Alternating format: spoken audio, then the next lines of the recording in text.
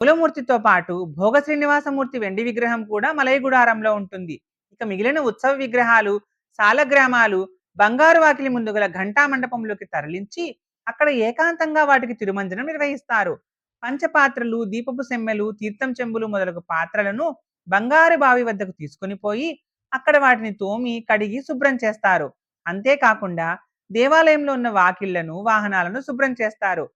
ఆనంద నిలయము, దేవాలయంతో పాటు విమాన ప్రదక్షిణంలో ఉన్న పరివార దేవతల ఆలయాలలో కూడా శుద్ధి కార్యక్రమం జరుగుతుంది. ఆలయంలోని అన్ని భాగాలు శుభ్రం చేసిన తరువాత సుగంధ ద్రవ్యాలతో తయారు చేయబడిన పరిమళం అనే లేహ్యాన్ని గోడలకు, పైకప్పులకు పలుచగా పూస్తారు.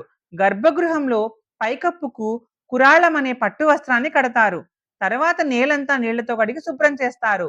తర్వాత విగ్రహాలను, పంచపాత్రలు మొదలైన వాటిని యథాస్థానంలోకి తరలిస్తారు. వాకిళ్లకు ఉన్న పాత తెరలను తీసివేసి కొత్తవి కడతారు. తరువాత గర్భగుడిలో మూలమూర్తికి తొడిగిన మలయ గుడారం తీసివేస్తారు.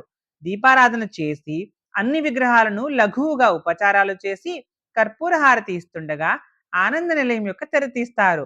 అందరూ ఆ వెంకటేశ్వర స్వామి వారి హారతిని చూసి ధన్యులవుతారు. అంతటితో ఈ కార్యక్రమం పూర్తవుతుంది.